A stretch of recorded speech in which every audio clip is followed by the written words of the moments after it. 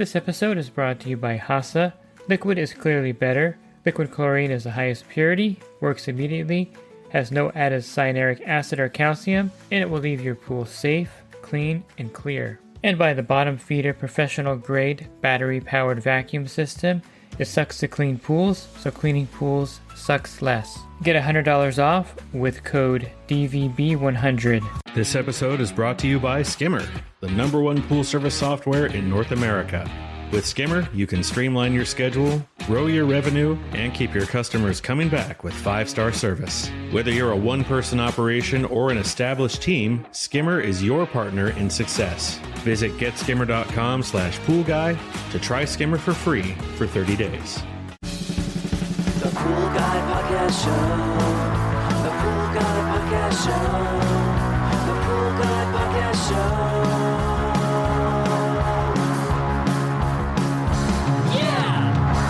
And welcome to the Pool Guy Podcast Show. In this episode, I'm going to take a little different slant on saltwater generators. I'm going to focus on a lot of the negative aspects that we run into out there as a pool service professional. And I'm going to cover a lot of the things that we find to be a negative attribute of a saltwater generator. Are you a pool service pro looking to take your business to the next level? Join the Pool Guy Coaching Program. Get expert advice, business tips, exclusive content, and get direct support from me. I'm a 35-year veteran in the industry. Whether you're starting out or scaling up, I've got the tools to help you succeed. Learn more at swimmingpoollearning.com. And first, I'll state that I do like saltwater generators. In fact, I have one in my pool, and a lot of my service accounts have saltwater generators. I like selling them to people.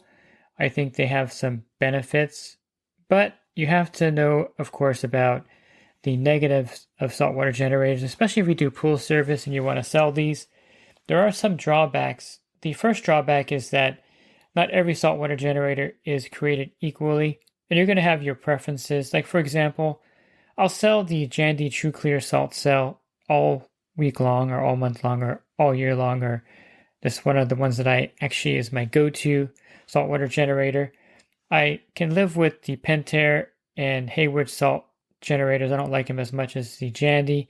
And I think the off-brands also have really good generators. CMP used to be my favorite. I think they do still make some of those. But when Jandy or Fallujah bought them out, they don't make as many, or it's not as a robust company as it used to be. And I do like the Circuit Pool generators. I think they're really a good saltwater generator. So the first thing, of course, is that they're not all equal. There's some off-brand ones as well. If you are as old as I am and you've been doing service as long as I have, you remember in California, I don't know how far it got, but in California, there was a big push for these Ecomatic salt systems. They had this clear shell. It was one of the first clear shell salt systems, and the concept was smart. They just didn't work. There were so many problems with them, and a lot of accounts had these Ecomatics. A lot of builders put them in, and they were just pretty much terrible. So they're not all equal. So you're going to find a lot of the times you're not going to like the Hayward systems, and you may have a lot of the Aquarite systems on your route, or you may not like the Pentair systems. You have a lot of iChlor cells that are malfunctioning. Whatever the case, you're going to find that you like certain salt systems, and unfortunately, you're going to have to live with the ones that are out there. It's hard to get some customers sometimes to replace the whole system. And another drawback with the salt systems that I've found is that the high cost of the replacement cells are kind of frowned upon by a lot of customers. You know, if you have an IntelliChlor cell and you want to get the Pentair has a new one as well, if you want to replace it, you're looking sometimes at $800 or $900 for the cell. And for a customer, that's a lot of money for something that I see very little benefit from, except that it puts chlorine in the pool for me. Is there an alternative way of putting chlorine in the pool? And then, of course, you're going to say, well, yeah, you can just use tablets, or you can use liquid chlorine in the pool, and it would have the same effect. And then right away, they're going to say, well, how much is that? You're going to say, well, a bucket of tablets is $180 for the whole season. And then, if you charge extra for liquid chlorine, you can tell them that it's going to be $20 more a month. And they may just say, well, I want to convert to chlorine. I don't want to use the salt system anymore. So therein lies one of the biggest drawbacks to the saltwater generator, in my opinion, is that when the salt cell wears out, the customer does not want to replace it. And then you just have a chlorine pool with very high TDS because you have all the salt in the water and you have a TDS of like 3,500 parts per million. When recommended, you're recommended to drain a TDS of like 1,500. So a big drawback, a big problem is customers don't want to replace the salt cell. So you just have basically a DOA system. It's not going to be working. And you just have a pool that you're going to convert back to chlorine. Now, a lot of times you can sell a new salt cell, but what I'm finding, and this is something I used to recommend, and I still recommend it in some cases, is you always want to get a larger salt cell because then you'll have more production for the pool. You know, for instance, if you have a 20,000 gallon pool, you necessarily don't want to get a Pentair IC20 or IntelliChlor 20 that's rated for 20,000 gallons because it has to be operating at peak conditions and longer to produce the chlorine. So I always recommend getting like an IC40, or if you have a 20,000 gallon or 15,000 gallon pool, I would recommend getting a Hayward cell that's rated at the T15 that's rated for 40,000 gallons versus a T5 which is rated for I think 20 or 15,000 gallons. But they're not making these salt cells as robust as they used to, and so they're not lasting as long as you need them to last for this to actually work properly. So it may not be worth paying extra for a larger salt cell when in fact the salt cell is not going to last anyway, and you're going to be wasting a little bit extra money on it. If that makes sense, they don't make the components as well as they used to. And even though I love the TruClear salt system, the cells don't last usually more than 3 years, which is a pretty short lifespan for a salt cell. Fortunately, the TruClear cell doesn't have much to it, and so it's a really affordable replacement cell. But there is an example of a product that I really like, and I would sell the TruClear cell salt system. That's what I have in my pool, by the way, all day long. But that's what I was trying to say earlier, by the way, in the podcast, but I couldn't get that phrase out. The lifespan is shorter than a lot of the other salt cells that I have had on my route before, but it is a good system, and the salt cell is affordable. So it's kind of a trade-off. You're getting a good system, but the salt cell doesn't last quite as long as I would like it to last. And it's one of those things where the salt cell does have a lifespan. And if you are selling these systems to your customer, you must tell them that, yes, the system is $1,800 to install, but after 3 to 5 years, the salt cell is going to wear out. And that's anywhere from whatever system you're putting in, $500 to $1,200 for a new salt cell. Let them know that up front, and they can make an educated decision if they want to have a saltwater generator installed on their property. Now, when they first came out, a lot of people talked about like the corrosion of the saltwater generator on the equipment. Now, that is still possible. If the salt level is above the recommended level of the manufacturer, I think most recommend like no more than 3,600 parts per million.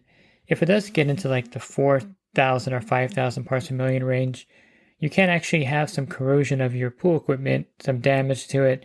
I'm thinking about the thermistor and the heaters. Those tend to rust really fast, and you may have some filter parts that start to rust. You know, it's one of those things where salt is corrosive at certain levels, but if you're at the recommended dosage or the recommended level of salt in the pool, I wouldn't really worry about corrosion too much. Now, there are certain pool decks that are susceptible to salt, and you're going to find that there's some of the sandstone type deckings that don't do well with saltwater pools. You also may find that some of the coping gets some stains from the saltwater splash out. It does have salt in it, and so it can leave kind of a discoloration on the cement. And this is something to be aware of. But I would say that as far as corrosion goes, nothing to really worry about as long as you maintain the right salt level and don't go over the manufacturer recommended level. So that's really not something that I think is a negative or something that should be on the table, unless you have like some kind of sandstone coping or decking, and that could be a problem for a saltwater generator. The thing that really vexes pool pros out there is the rising pH with a salt pool. The worst case scenario you can have, and if you have this pool on your route, I feel sorry for you, it's an infinity edge pool with a lot of water features, brand new plaster, saltwater generator. You're going to have pH of like 9, and it's going to be impossible to control that, at least for the first year or two. You're not going to be able to get below 8, I don't think, ever. But that's like an extreme case, and it's something that you may have to deal with. But in most cases, the rising pH is something that you can kind of manage. And it is irritating that every time you go back to this pool, the pH is like 8.2 or 8.4 because the saltwater generator does raise the pH as it's generating. I'm not going to go into too much science behind it. There's also some turbidity that causes the pH to rise in there. There are certain ways to combat it. Now, one way you can combat it is to run the salt system as minimal as possible. So if you can run it for half the time the pool is running, that's going to benefit you. It's not going to raise the pH quite as high. You can taper down the water features as much as you can. And then you can add borates to 50 parts per million. And this is another pH buffer, and it'll help you to maintain that pH at least fairly well in that pool. I would also consider dropping the alkalinity down to about 70 parts per million, and this will also help with the rise in pH. But at the end of the day, with a saltwater pool, the pH is going to continue to rise as the saltwater generator is actually operating in there. And that's a problem for pool pros because muriatic acid is not cheap any longer. It used to be back in the day before COVID, you get 4 1-gallon cases of, or you get a case of 4 by 1 gallon HASA muriatic acid for like $12. I'm not kidding you. It's probably 3 or 4 times that in a lot of areas. And so acid is expensive, and to lower the pH in the saltwater pools, you're going to be adding a lot of muriatic acid. So that is a drawback with the saltwater pools. Also, the LSI is a little bit of a drawback because they can be scale forming with all these parameters you have to deal with. So that's another factor that you may have more scale in the pool with the saltwater generator. Not necessarily all the time, but it does contribute to the scaling. And you'll know in your area if you do have a lot of calcium in your area in the water by the salt cell itself. So another drawback that you may not be aware of is that in these areas where there's really hard water, like my area, for example, the cell plates get a lot of calcium buildup, and this causes the salt cell to stop working basically because it's not conducting electricity over the plates because there's calcium buildup on it, and thereby the system is not operating effectively. You have to take the cell out, clean it with acid, an acid and water mixture, and then put it back in. And if you're like in my area, you're doing this probably every 2 months or so with most of the salt systems on your pool route because the water here is extremely hard and there's a lot of calcium buildup on the salt cell itself, and that causes the system to stop working. A quick note, if you have any Hayward Ockerite salt cells on your route, every 3 months, the check cell light that indicates that the cell is dirty is going to automatically come on. It's super irritating. It's going to flash like a yellow light, and then it's not going to produce the chlorine the way it's supposed to. You have to hold down that little black diagnostic button, which is minuscule. I don't know why they put such a small button either. And you have to talk to the engineer about that. Hold that down for like 5 seconds, and then that check cell light will turn off. It does that every 3 months automatically. And so the cell may not even be dirty, but it's indicating, it's just like a kind of like a reminder to clean the salt cell. In some areas, you don't need to clean them in like every 6 months. Sometimes, like in my area, you have to do it sooner than 3 months. So it's really a useless feature in my opinion, but that's why that happens a lot with Ockerite cells. It took me a long time to figure that out, by the way. This is before like Google and YouTube and chat. And so I had to kind of like, hey, this is all that's coming on like every 3 months on a dot. Oh, I get it. It's like automatic. So I figured that out. Basically, the salt systems are all different too. And so there's like a little learning curve over one system over the other, but you can pick it up pretty easily. It's not rocket science. All you basically have to do is learn how to set the salt level in the pool, not the salt level, the chlorine level by the output percentage wise. And then, of course, some of these systems have salinity monitors to measure the salt level, some don't, and thereby is a big difference. So you have to have a digital salinity meter as well, or salt meter, so you can measure the salt content of the water. Not a big deal. Everything I've mentioned here is what I would call a minor annoyance.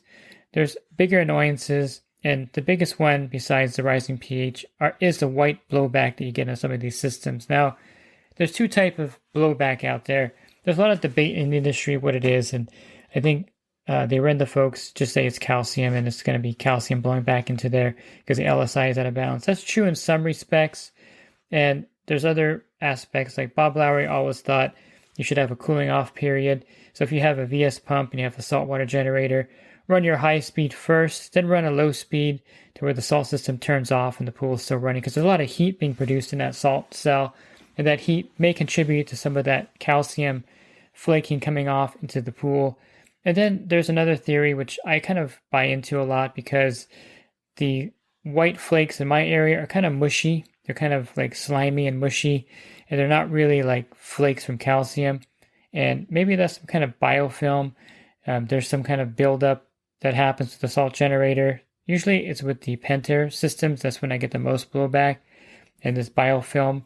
And I find that phosphate removers do help a lot. I have a video where I'm adding phosphorine to the skimmer in a saltwater pool, and it does reduce this white flaky blowback that has kind of a slimy feel to it.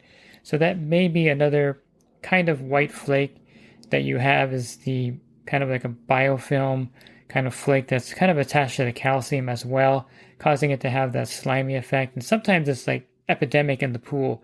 I have one guy here in Corona that uses his Riptide to clean the pool because there's so much of this white, slimy, flaky stuff in the pool that he's like using the Riptide bag to get it out of the pool. That's how bad it is. So it is a drawback, and it is something that you're going to run into out there in the field, either calcium blowback. I always thought it would be a great device to invent a filter that goes after the salt cell that can filter out this stuff. So it would be not a fine filter, I guess, but a canister maybe, and then all of this stuff goes in there, and then you have the rest of the water returns to the pool. It can be done, I'm sure, if someone were to invent it, and that way all of this blowback is trapped. So again, it could be calcium, it could be calcium mixed with some biofilm, it could be the fact that the salt cell is getting really hot, and then when you turn off the pool, all of that calcium on the plates will blow back into the pool. It's all these different scenarios you can think of, but it is a problem, and it's something to be aware of, that these white flakes are going to be blown back into the pool on some of your surface accounts, depending on, again, maybe the LSI of the water, the saturation index, as well as the salt system, and as well as maybe some biofilm. As far as malfunctions, every system, again, has their kind of drawbacks and defects. Pentair has a problem sometimes with their flow sensors. They've had a notorious run of bad sensors in the past. Other ones, like the Pentair cells, also blow the fuse and the whole system goes blank. It's another problem. Then you have cells that wear out early, like a lot of the Aquarite cells may not last 4 years, they may last 2 years. Same with the True Clear cells. So nothing is perfect out there, and you get to learn the ins and outs of every system and the problems that each system will pose. Probably the worst salt system that was ever created, besides the Ecomatic, was the Jandy AquaPure system. That thing had like 2 circuit boards in the control center, tons of error codes. I could never get one to work more than a year. Of course, they've fixed those problems over the years, but originally 10 or 12 years ago, those things just wouldn't operate. And sometimes there would be an audible beep from the AquaPure system, like beep, beep, every like 5 minutes in the backyard, driving the customer crazy. So new technology, of course, has made these salt cells a lot better. A lot of those old problems are things of the past, hopefully, and you're going to find that you'll like certain salt cells, you're not going to like certain salt cells, you're not going to like certain situations, like the customer not wanting to get a new salt cell when it wears out, and these are all definite drawbacks for saltwater systems out on your pool route. I like the salt systems, I still sell them, I know the drawbacks are there, and if you know about the drawbacks, and you know about the benefits, which I think is great because it's generating chlorine at the pool side, and you really never have an algae problem or a problem with the chlorine zeroing out in a saltwater pool if it's operating correctly. And so it does save you a lot of time on that respect. And then one more thing I should mention, and now you're going to be like, hey, there's another problem with salt systems. Well, not technically a problem, it's just the physics of it. Because in cold water, electricity conducts a lot less than in warmer water. So when the water temperature gets in the 60s, I'm afraid to tell you that the saltwater generator will stop producing chlorine. Not a big drawback, because in cold water you don't need much chlorine anyway. You can get away with like 1 gallon of liquid chlorine in a whole month here in cold water. But it is something you should know about, that when the water temperature drops a certain level, the saltwater generator stops working and won't produce chlorine. So that's something that you need to know, and then you need to find an alternative chlorine during the off seasons when the water temperature is too cold for it to operate. Looking for other podcasts, you can find those by subscribing to my YouTube channel Monday through Friday. You can also get them on my website. on the podcast icon. I'm closing in on 1,700 podcasts. You can click on that. You can see a bunch of different podcasts to listen to on your own. And if you're interested in the coaching program that I offer, you can learn more at poolguycoaching.com. Thanks for listening to this podcast. Have a rest of your week. God bless. This episode is brought to you by HASA, providing products that deliver clean, healthy water for every aspect of everyday life. The bottom feeder battery-powered vacuum system, portable, powerful, and only weighs 12 pounds. And Skimmer. Get Skimmer, America's #1 pool service software. Podcast listeners can try Skimmer for free at getskimmer.com/poolguy.